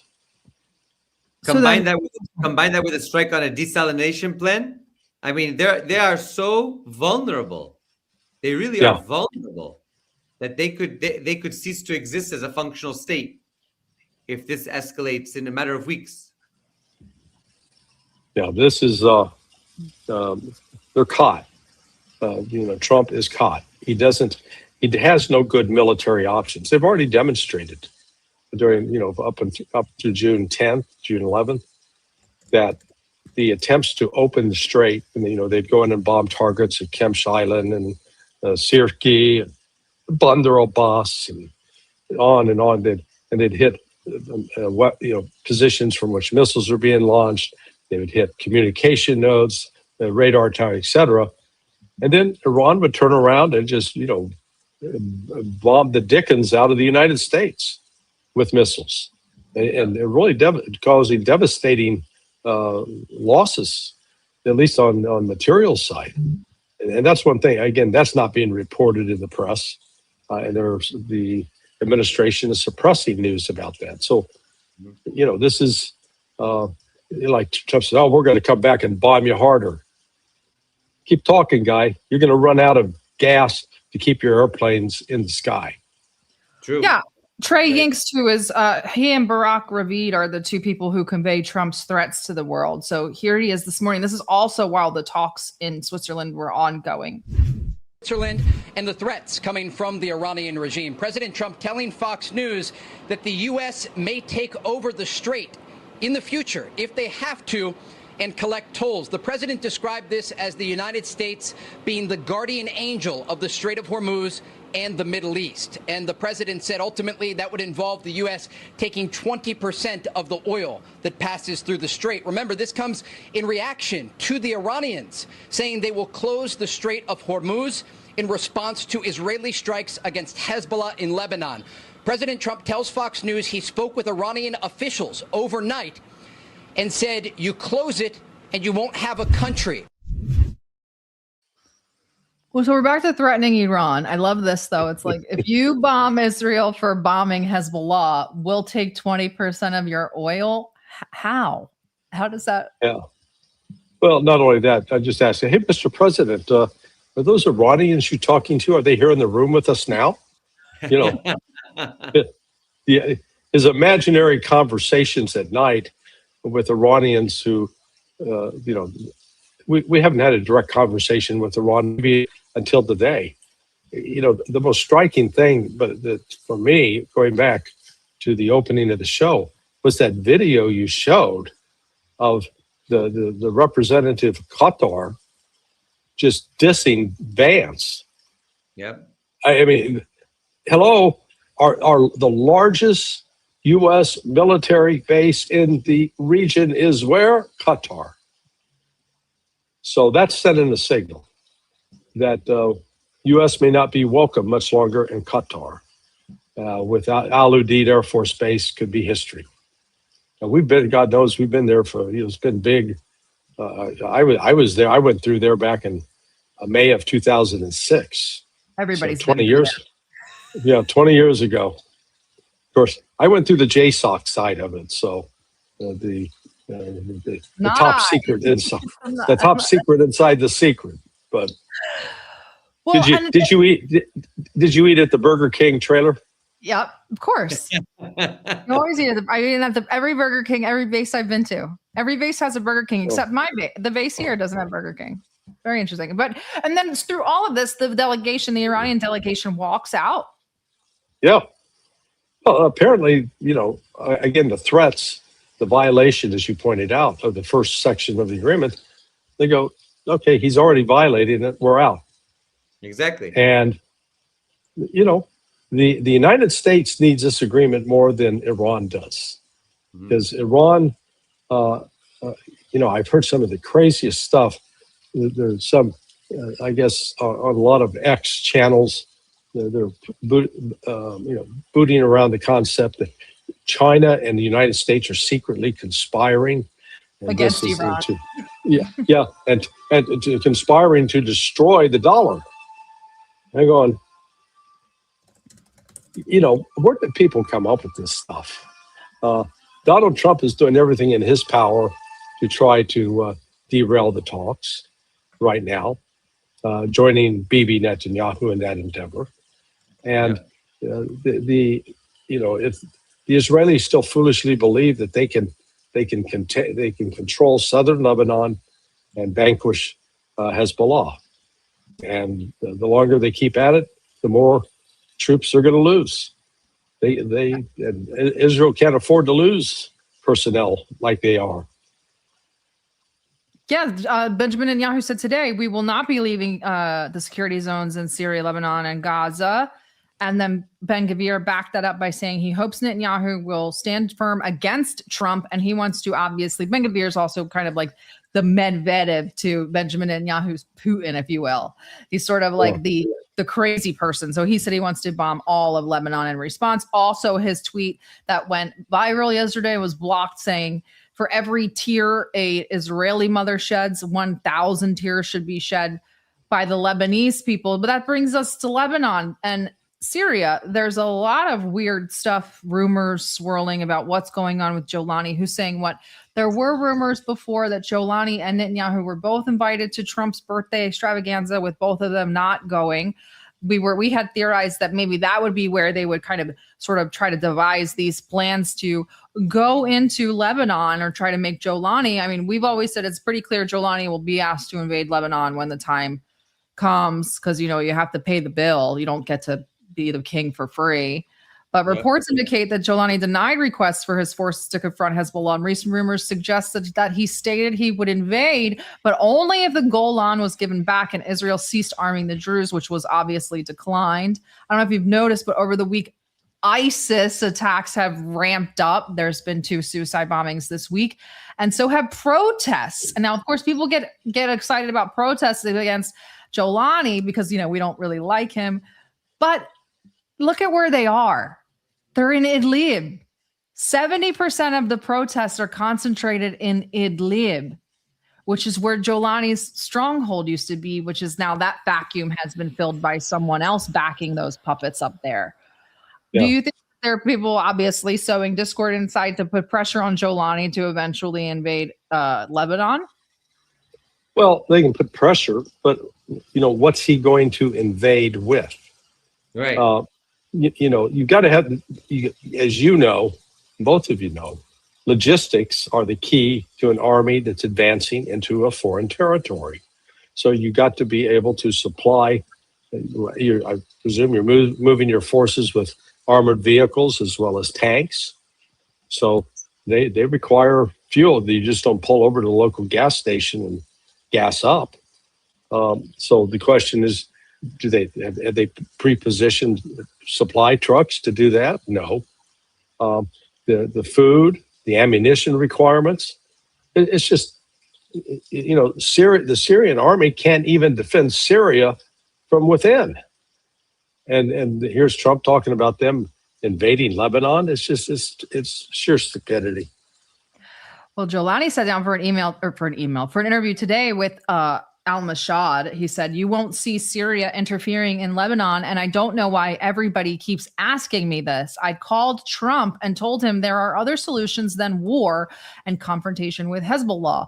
He also asked rhetorically, why does Lebanon always have to choose between a civil war and an Israeli war? He said he was willing to sit down to have a dialogue with Hezbollah and that Syria wants the best for Lebanon.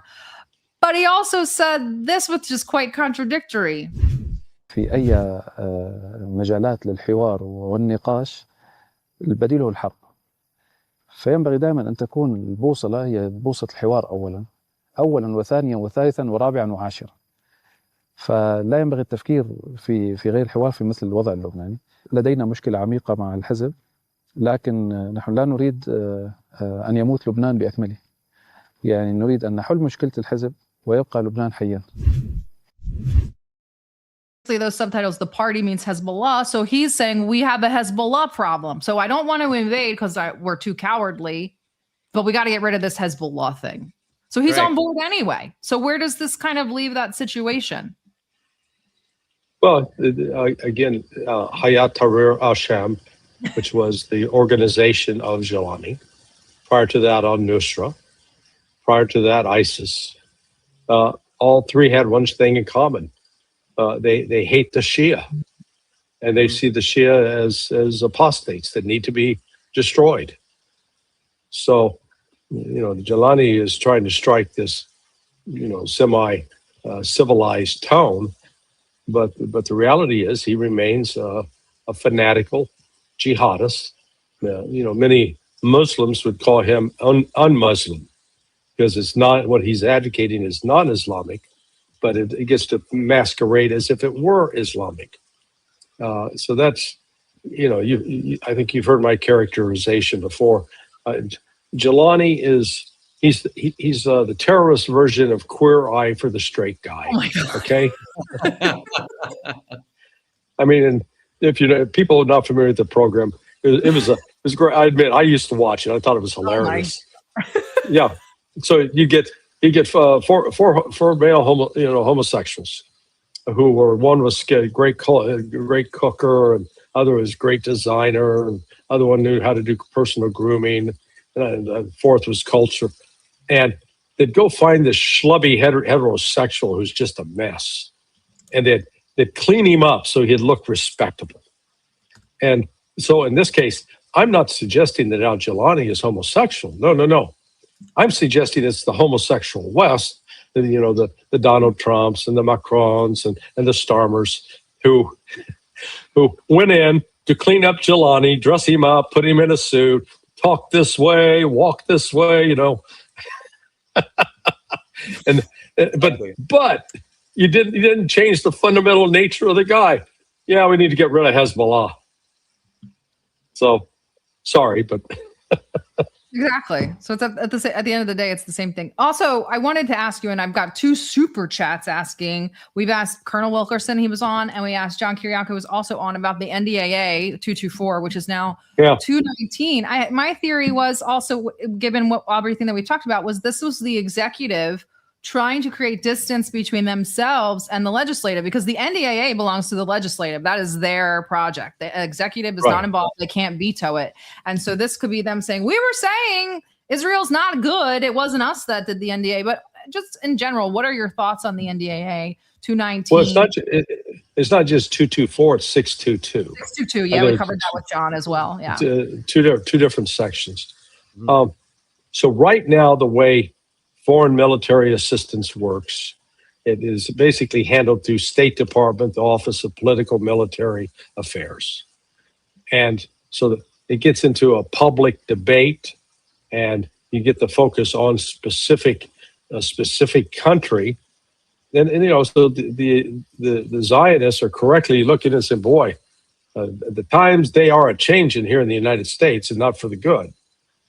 So how do we get insurance for ourselves where even if the politics turn against us, we are basically institutionalized in the budget in such a way that they can't just point and say, oh, this is money for the genocidists, this is money for Israel. No, this is money to help boost XYZ capability for the United States. So that's why they're doing this. In fact, it's almost a preemptive strike. They recognize we're not going to be able to hold the line with our traditional methods. Therefore, we got to come up with this other traditional method where we're simply, institutionally built into the acquisition of new weapons and technology and intelligence. Also, I also theorized that they also might be they might know something is coming, and they might be trying to create distance before that comes. And here is the video that I tried to play twice as the wrong video, but now it's the right one. This kind of spooked me. Of Iran, October 7th happened. And if there's concern that perhaps Hezbollah could end up doing some sort of attack on that scale, then, how exactly are we talking about the reaction from the United States? If we're talking about perhaps a humongous scale attack that actually could happen, are we waiting for that type of attack? I mean, what exactly is a scale here? Sorry, you said what exactly is a scale? Well, I mean, like, what type of attack would it take to actually get a reaction from the United States to say, okay, now we're actually going to start dropping bombs on Iran for having bad behavior? Well, we don't want a scale of any attack. Any attack, whatever its scale, is unacceptable under this agreement. Now, you asked the question saying that. Why are reporters asking what scale of attack would it take for you to start dropping bombs on Iran? Yeah. No, Sounds look, like a there was a comment by another Israeli politician, Lapid, I think is his name. Yeah. And he made the comment yesterday or the day before yesterday that, hey, the civilian casualties, look, you guys are making too much of this. In World War II, you killed all these Japanese civilians and didn't think a thing of it. You were dropping bombs on civilians. So, we're just doing what you did. Mm-hmm. Now, what he said was true, that the United States has had, unfortunately, since World War II, historically a record of dropping bombs on civilians. And as J.D. Vance chided Israel for, or actually it was Trump who chided Israel, saying, you drop a bomb on an entire apartment building, killing all these people when you're just going after one guy. You should be going after the one guy, not all the people. Think all the people in the building. You're thinking, gee, I now agree with Donald Trump. What is sort of unique, or let's call it characteristic of the United States, going back to World War II, both in Europe and in Asia, we routinely bombed civilians and killed civilians. The Soviets did not, and the Russians to this day do not. They shied away from civilian casualty. They try to minimize them at least, whereas the United States and Israel both have a historic record of wanton killing of civilians, and we excuse it for they shouldn't have been hiding amongst terrorists or whatever. So, that's what concerns me now with, you're seeing the rhetoric again from Donald Trump about, he basically said, he used the expression, we're going to bomb the shit out of you again today. Yeah, not the language of diplomacy, that's for sure. That's for sure. Is it possible? I want to ask a quick question. Yeah, go. I want to ask just one question, Larry, because I think it's important. Today, we heard President Putin's advisor and aide, Ushakov, say that basically what was agreed upon in Anchorage is no longer in force. The third party, which is the U.S., never upheld its side of the bargain and never seemed committed to a peace agreement. Therefore, everything will be achieved on the battlefield. Victory will be achieved on the battlefield. What do you make of that Ushakov is saying that now? Yeah, I'm trying to see. So that was last August. So it only took them 10 months to figure that out. They should have known from the outset that Donald Trump wasn't to be trusted. It's turning up a similar theme with Iran. Now, the United States has always mistaken Russian patience for weakness. And now I think they're going to find out that that was a mistake. Because, we're caught up talking about the war between Iran, Israel, and the United States. But there's been a lot going on with Russia, particularly on the ground, making significant advances.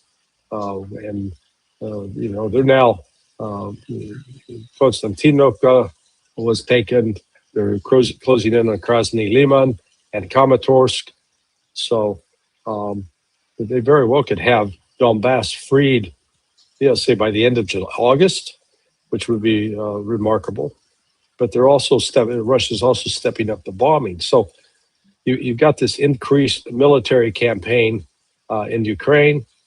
You've got the military campaign on hold right now with respect to Iran. But from the sounds of it today, Trump is agitating to restart it.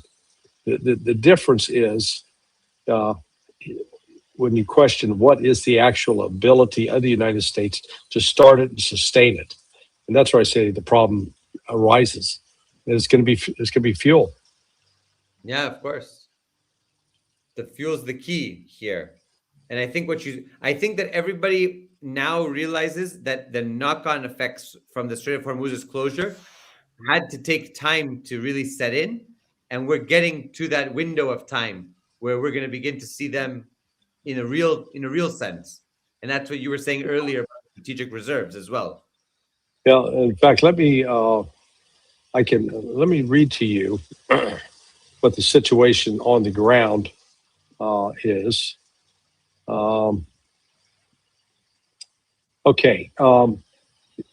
This is from my buddy, the energy consultant. The United Arab Emirates expanded facilities to 4.5 million barrels of crude per day before the war. They were clearly colluding with the Zionist regime to be an alternative supplier, along with a pipe dream trade route that they were planning. Iran strategically targeted their port in Fujairah to ensure that they had no export routes outside of the Gulf. Right now, all of their production is shut in. They have no income. They have no income coming in, and there's tremendous pressure on the UAE. Bahrain was mostly refining capacity prior to the war, and that's been heavily damaged. It's not operational at this point. Kuwait is shut in. We're having a hard time assessing how much Iraqi crude is getting out, if any. It would be transshipped from Iran, via Basra. Nobody's advertising. That's all off the books. Saudi Arabia is exporting as much as they can from the Red Sea port, but that's limited capacity. So the short answer about Gulf oil production is it's not much right now. It's negligible. It's not going to increase anytime soon. So you can see why the U.S. position is such a critical problem. They can't trade the way out of the distillate problem. That means diesel and jet fuel. This is a bigger macroeconomic issue, but U.S. energy producers were essentially directed and encouraged and bribed to build ridiculously large new LNG export facilities on the Gulf Coast to feed the required petrodollar machine to support U.S. debt. So in other words, it's not there's significant problems on the horizon now with respect to the oil, LNG, sulfur, urea, and helium. Forgot the helium. So the helium is that Ras Laffan gas field in Qatar is a critical resource.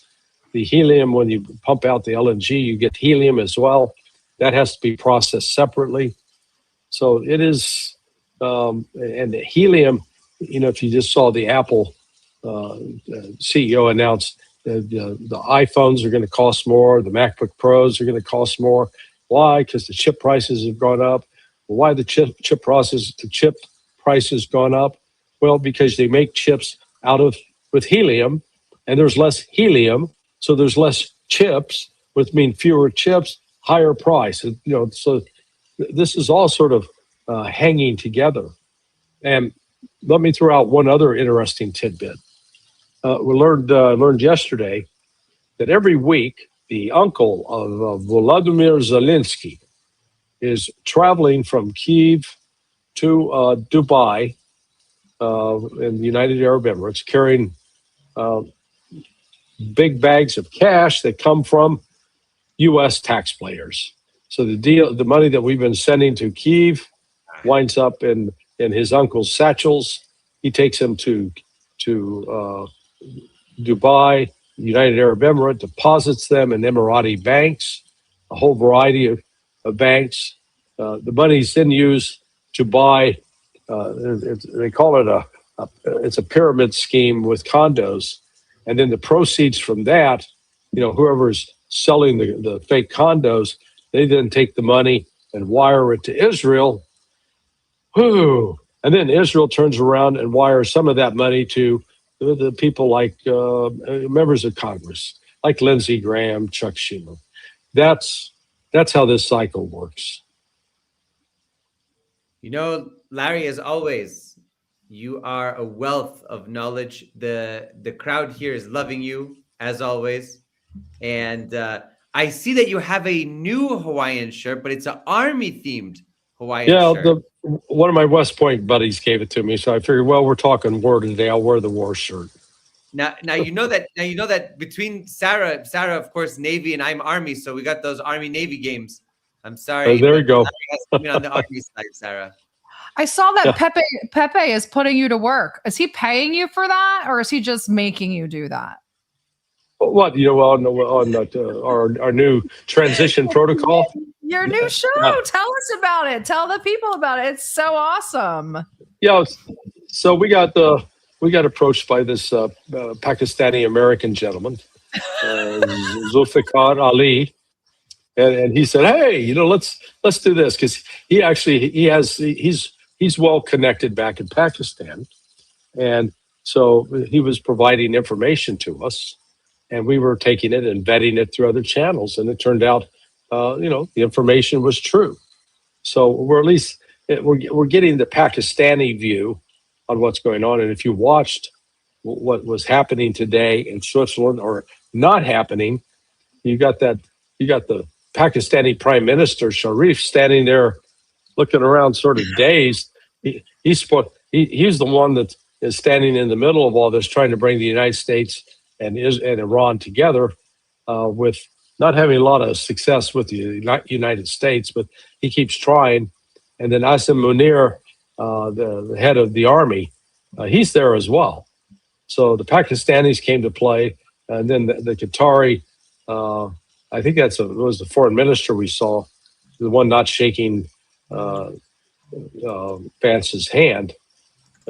So the gang's all there. Pakistan has been fully invested in promoting this peace deal, and they've made assurances, security guarantees to Iran that the United States may not like, but too bad, it's Pakistan's to give. I know some people see Pakistan as another tool of the United States, but there actually is pushback against the United States right now, and so that's why Trump and his entourage, though, are they're talking to the Pakistanis, and the Sharif has been one of the intermediaries with Pezeshkian, the president. Do you think the talks are still suspended right now? If you could guess, do you think that they will go on this weekend, or will continue, or they'll be completely canceled? Well, here we are on Sunday. I think they'll give it another shot in the morning, but Iran's pretty firm. Trump's got to apologize. So if Trump apologizes, they'll go on. If he doesn't, they're going to walk. He won't apologize. I don't know that he's ever apologized. Has he ever? I can't remember him ever apologizing. Or he'll come out with some conciliatory language, to try to make up. But man, he was, like you said, he was on a rampage today. Correct. Which is I woke up. I was like, oh God, there go the talks. Larry's at class. Hopefully he can see what's going on. And then they walked out, and I said, oh God. But there has to be consequences. The United States is in this weird place where they're like, you can just say things. You could say whatever you want. It doesn't matter. Just focus on what you do. And the rest of the world isn't really like that. They're like, you can't continuously just say things. It doesn't work like that. Russians will say words are wind, but that only holds for so long until they're like, you don't keep your word ever. Now you have the Iranians that are like, you have to give us an apology. That's never going to happen. So we'll see where we're at. It seems like stalemates all around. Well, and Trump remains very thin-skinned. He released a truth just before we came on air today. He said, the headline in the corrupt and failing New York Times, what changed after almost 4 months of war? Analysts say not much. Trump goes, really? Their military is done, their Navy gone, their Air Force is gone, their launching pads, missiles, drones, manufacturing of same is almost gone. The top 2 sets of leaders are gone. Their inflation is at 250%. Their economy is broken. Their soldiers aren't being paid. It's just one lie after another. But the problem is he really believes the lies he's telling himself. Oh. Yeah. Well, That's that was the outlook is very bleak. Well, Larry, I want to thank you for coming on. It's always a pleasure. Thank you for coming on right after a long Sunday of teaching people that lessons, that important lessons.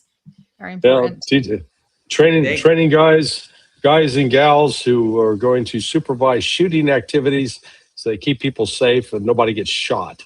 We love Very that. good. Very important work. And thank you as always, Larry, for joining us. Hope to see you soon in person. Oh, wait, really quick. Do you think Iran has a nuke yet? Ted Postal and Colonel Wilkerson both say yes.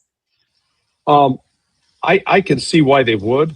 They certainly have the technical ability to do it, the engineering ability to do it. You can certainly argue that they have ample reason now to do it, just saying by not having a nuke, we keep getting attacked. But I think the religious prohibition has been strong. But what our Pakistani source just told us a couple of days ago, again, through the Z-Man, that that Iran is going to, if the United States does not abide by the agreement, it doesn't get Israel to stop, Iran is going to send a message that the world will not forget. So, and by that I mean they're not going to attack Israel with nukes, but they'll demonstrate, okay, we got one. Once they do that, the world has changed. I can't think of a better place to end on. Thank you, Larry. Guys, make sure you go to sonar21.com and check out Larry's new show with none other than Pepe Escobar, Panama Larry and Pepe Escobar. Yeah. Well, let me just one quick question for Chris. So have you resolved the violation of your rights by the U.S. government? Not yet. I have a phone call a little bit later with a lawyer. I'm starting to look for different lawyers and people to do FOIAs and things like that. But it came as such a shock to me, especially. Yeah. Can you like walk across the border to get into Mexico? No. Wow. Yeah. Yeah. That's pure violation of your rights. For sure. And that's why we sent a FOIA, and I also went on the website of the Department of Homeland Security to do a traveler redress. They have these numbers, and then I opened the case. But it did say in the fine print, because I studied the law, so I looked at the fine print. It did say in cases of national security or where the interests of secrecy are necessary, they don't have to tell you. Yeah. So that's just a ridiculous excuse for an authoritarian government to do what it does. Of course, so, any way we can help, let us know. Thank you so much, Larry. As always, Larry. I appreciate it. Try to enjoy the rest of your weekend, and we'll see what tomorrow brings. Thanks, guys. Bye-bye. Take care. Bye-bye. Bye. Another banger. Thank you guys all for sticking it out. I know we started to bore you around the halfway point. What's boring? I know all side for Iran. Cheers. Yep, they ended in a draw. And you want to know what? Iran would be winning this whole entire thing if they were not torturing those poor beautiful men. My God, they're crushing it. They are playing so well. They're at the top of the group. Yep, they're playing so well. They're number one. Do nothing and win. But they're doing a lot. I'm so glad you know what types of algae. I thought I was the only algae nerd. I was like, we're out here arguing over spirulina. And everybody was like, what are you saying? I was like, it's a type of algae. Yeah, what? But go look at the pool. It's crazy. They're even selling pieces of it. They're taking pieces off and selling it because it's blowing. Like it's blowing across people's lawns and stuff. So that's going up. on eBay. Oh my God. I want a piece. It's actually kind of cool looking. Congratulations on 50K. The world would be a better place if there were millions. There will be millions of us soon. It's growing so fast now. It's like almost making me a little nervous, but alhamdulillah, we are doing so well. Thank you all. And it's all because of you guys mostly. You guys have really stuck it out through the last 2 years and all of the 4 years for some of you and all of the insanity. I heard Iran only put, I'll find out. And you also asked this about, no, it will take longer. They've even said that it will take longer than 2 months themselves. I don't know that that all of the mines are remote disableable. I don't even know if that's a word. If you can remote disable them, we'll just make them up. I asked your question for you, Mikey. I also asked it, guys, if you didn't see the episodes with Colonel Wilkerson and John Kiriakou, they're both still pertinent to what's going on because it seems like nothing ever changes. They all just keep saying new things. And also, once again, before we go, please, please, please, guys, make sure you have liked, shared, and subscribed to the channel here on YouTube. And if you're watching on X, please repost the stream. This was an important one. And also, I think it was kind of funny about the reflecting pool. Visit the website, get some merch. We have so much merch, all kinds of merch, Iranian merch, Russian, even Trump's up there. There's G merch, free shipping, no taxes, no tariffs. What have you got coming up, Chris? We got a big trip coming up. Actually, we got 2 big trips coming up, and we'll keep you informed on that. And tomorrow I'm speaking at the OSCE with our friend of the show, Dmitry Polyansky. I'll be speaking about the dangers of militarization in Europe, the rearmament of Germany, and the prospects of a third world war on the European continent. So I'll be speaking about that, as well as I have a studio interview at First Channel, which is the flagship channel of Russia. So I got that tomorrow, and things are going well. Things are going well. We're moving to the moon. To the moon.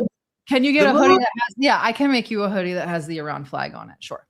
Absolutely. Anything else from the chat? Do you guys need anything else? You guys get enough sleep? You guys got everything you need? Just want to make sure you guys are good.